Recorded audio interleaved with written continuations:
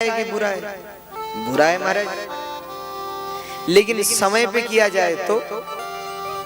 अब आप कहेंगे महाराज ये कैसे कह सकते हैं? आप सुनो, अरे रामचरितमानस में जानकी जी का हरण हुआ, और जब जानकी जी का हरण हुआ सब पशु पक्षी ऋषि मुनि पंचवटी में बैठे रहे, लेकिन सुनत ही गीध क्रोधातुर धावा।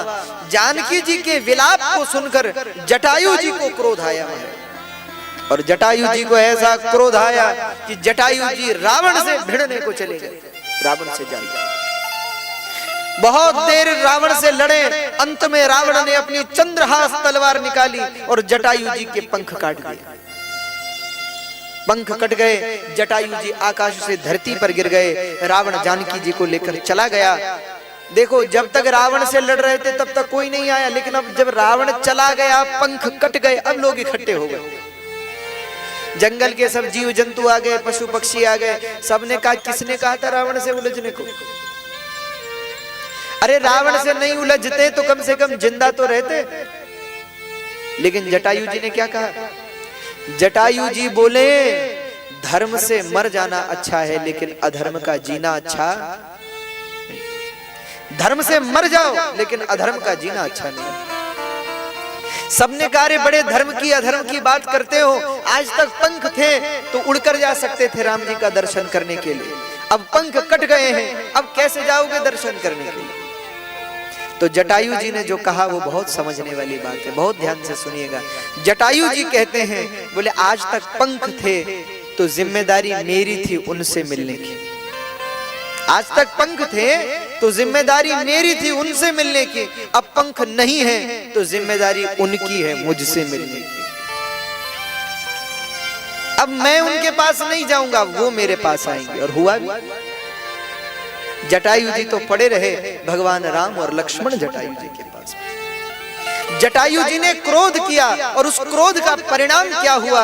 उस क्रोध करने के कारण साक्षात भगवान श्री रामभद्र ने जटायु जी को अपनी गोद दे दी। महाराज जटायु जी को गोद में बिठा दिया, और जब गोद में बिठाया, राम जी जटायु जी से कहते हैं, जटायु जी मैं आपको जीवित कर दूं? जटायु जी बोले, प्रभु मुझे जीवित नहीं होना। क्यों? बोले, ऐसी मृत्यु तो बड़े बड़े भाग्यशालियों को भी नहीं मिलती। अरे मरते समय मुख से आपका नाम नहीं निकलता, मैं कितना भाग्यशाली हूं जो मरते समय आपकी गोद में बैठा हूं, आपका दर्शन कर रहा हूं। तो अब समझिएगा, जटायु जी ने क्रोध किया तो भगवान राम की गोद मिली मरते समय, और भगवान राम ने अपने पिता दशरथ जी का अंतिम संस्कार नहीं किया। भगवान श्री राम ने जटायु जी का अंतिम संस्कार अपने हाथों से किया। क्या सौभाग्य है।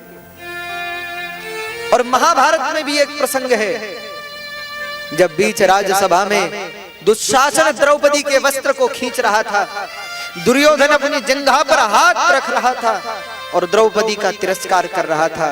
कर्ण दुर्वचन कह रहा था, कौरव हंस रहे थे, सभा मौन थी। द्रौपदी भगवान को पुकार रही थी, रो रही थी, बिलख रही थी, लेकिन कोई उसकी रक्षा करने वाला नहीं। उस दिन उस सभा में देवव्रत भीष्म भी बैठे हुए थे, भीष्म पितामह भी बैठे हुए थे। उस दिन भीष्म ने क्रोध नहीं किया। बहुत ध्यान से सुनो, उस दिन भीष्म ने क्रोध नहीं किया, चुपचाप बैठे रहे। और उसका परिणाम क्या हुआ? अंतकाल में भीष्म को बाणों की शैया पर जाना पड़ा। शायद अगर उस दिन भीष्म ने क्रोध किया होता और द्रौपदी की रक्षा की होती तो शायद महाभारत का युद्ध नहीं होता। लेकिन उस दिन भीष्म बैठे रहे, द्रोण बैठे रहे, सब आचार्य बैठे रहे, और उसका दंड उनको क्या मिला? किसी का सिर काटा गया, किसी को बाणों की शैया मिली। ऐसी स्थिति में सबकी मृत्यु हुई। भीष्म ने क्रोध नहीं किया तो बाणों की शैया मिली, और जटायु जी ने क्रोध किया तो भगवान की गोद मिल गई। हाँ,